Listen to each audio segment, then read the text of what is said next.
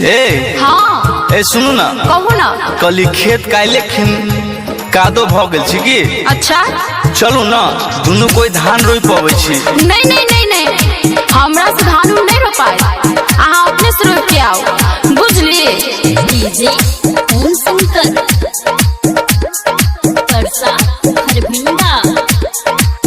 चलू धान रोपे सजनिया, चलू धान रोपे सजनिया, चलू धान रोपे सजनिया, चलू धान रोपे सजनिया, चलू धान रोपे सजनिया, चलू धान रोपे सजनिया। ये सुनियो ना, कोना के जब हम धान रोपे, हम तो कनिया छी ना। तो की भ गेलै, चलू ना। छिए नया नोहर कनिया, छिए नया नोहर कनिया, छिए नया नोहर कनिया, छिए नया नोहर कनिया। कैसे करे जइए रो कनिया, कैसे करे जइए रो कनिया।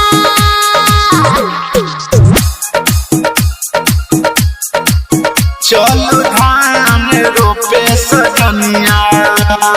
डीजे ओम शंकर परसा हरभिंडा। चल खइले के यहाँ खातिर खेत में आइब, खइले के यहाँ खातिर खेत में आइब, अपने ही हाथ से यहाँ के खिलाइब, अपने ही हाथ से यहाँ के खिलाइब। दुनू गोरा रोपबै त बड़ा मजा एतै, सबसे अगाड़ी अपन खेत रोपेतै। भरि ठेहू लागल छै खेतबा में पनिया, भरि ठेहू लागल छै खेतबा में पनिया। सुनो ना, एना नहीं हेतै, अहाँ खातिर जल खइले के आए और अहाँ के खिलाए। चलू धान रोपे सजनिया, चलू धान रोपे सजनिया, चलू धान रोपे सजनिया, चलू धान रोपे सजनिया। कैसे करे जइए रो कनिया, कैसे करे जइए रो कनिया।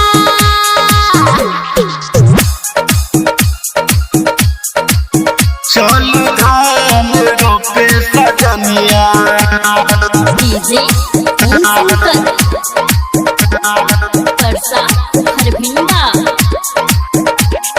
हमारा से संजित पिया खेत नहीं रोपे गए, हमारा से संजित पिया खेत नहीं रोपे गए। पवन पूरा भैया के जान में लजेतै, पवन पूरा भैया के जान में लजेतै। जानी के पैसा कहाँ से लैबै, अहाँ कहै छियै हम खेत में न जइबै।